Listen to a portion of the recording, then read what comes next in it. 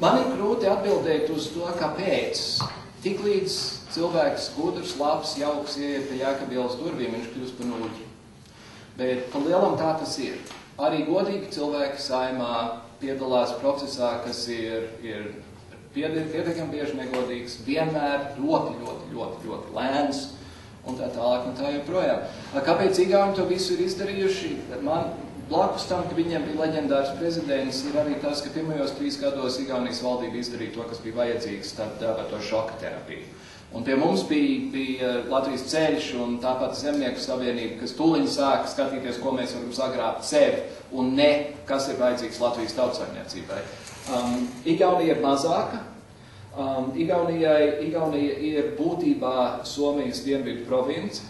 Tallinieši visus padomju gadus skatījās Helsinku televīziju, un līdz ar tāpēc, ka to nevarēja nobloķēt, tas bija vienkārši pārāk tuvu. Un tā bija vēsma, kas Tallinā ļoti daudz ko nozīmē. Tā skaitā to, ka Igauni atšķirībā no latviešiem nemēdz iemācīties krievu valodu īpaši labi. Viņi kaut kādā veidā vienkārši ir izdarīgāki. Pie mums, bet ir arī tas, ka Igaunijā būtībā ir tikai 3 vai 4 nozīmīgas politiskas partijas. Latviešiem vienmēr ir trimdā, mēs teicām, kur ir 2 latvieši, tur ir 3 latviešu luterāņu draudzes. Latvijā var teikt, kur ir 2 latvieši, tur ir 3 politiskās partijas. Un tas nozīmē, ka viņi patērē ļoti daudz laika savstarpējās cīņās, domā par tādām diezgan ekstrēmām lietām, par to, cik ātri vajag uzspiest latviešu valodu visām Latvijas skolām, vai otrā pusē, cik ātri vajag krievu valodai nodrošināt kaut kādu oficiālu statusu valstī. Un tas neatliek laiks domāt par nopietnākām lietām. Es pieļauju, ka ir arī tas, ka no Latvijas ir pazudusi diezgan liela daļa kādreizējā civildienesta. Es to nezinu precīzi, bet zinot, ko maksā ierēģiem un zinot, ko maksā izglītotam cilvēkam tajā pašā Anglijā, es pieļauju, ka pietiekami daudz no tiem cilvēkiem pazuda. Un jebkurā valstī, es pieļauju, ka daži klātesošie ir redzējuši britu komēdijas raidījumu Jā, ministra kungs, kur ir pilnīgi parādīts idiotiskie politikāņi, un ka patiesībā viss notiek civildienas līmenī. Tur tas tiek spēlēts kā komēdija un fars, bet tā tas ir. Civildienests ir pēc idejas nepolitizētie speciālisti, kuri nodrošina mašīnas uz priekšu ripošanu, kamēr šoferis ir aizņemts ar kandidēšanu. Un viņiem nav svarīgi, vai ministrs ir no Zaļiem zemniekiem vai vienotības vai kā, viņiem ir viņa profesionālais darbs darāms.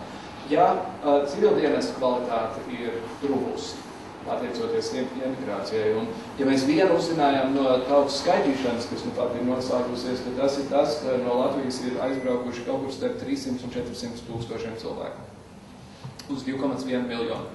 Tā ir 7. daļa no visas valsts, pat labam dzīvo kaut kur citur, un mājās nebrauks. Tur mēs nevaram lolot nekādas ilūzijas, jo tiklīdz cilvēks apprecās un ir īpaši, ka viņam sāk bērni iet skolā, tas ir ankurs, kas ir pietiekami dziļš piedāvā, un vēl joprojām cilvēks var Lielbritānijā gurķus lasot pelnīt krietni vairāk nekā viņš var pelnīt strādājot policijā vai bibliotēkā vai skolā šeit Latvijā. Visas šīs lietas sanāk kopā un jā, mēs esam tur, kur mēs esam, un tas ir nožēlojami, jo mums ir Rīga, kas ir lielākā pilsēta Baltijas valstīs, mēs esam Baltijas valstu vidū, mums ir neaizstāstoša osta Ventspilī, mums pēc idejas vajadzētu būt visnotaļ turīgai mazai valstiņai, pat labam. Un tas tā būtu bijis, ja mūsu politikāņi nebūtu pavadījuši pēdējos 20 gadus meklēdami tikai paši savu labumu un neko citu. Un tas ir, diemžēl, sakāms par gandrīz visiem viņiem. Einārs Repšs, kas nojāja no savu mākoņu uz savu baltā zirga kā tautas glābējs, pats pirmais, ko Einārs Repšs izdarīja, kad stājās amatā, bija 3-kāršoja pats savu valdu. Un tas bija pēc tam, kad viņš teica sabiedrībai, ka viņš būs par kandidātu tikai, ja sabiedrība viņam personīgi, ne viņa partija, bet viņam personīgi saziedos 1 miljonu.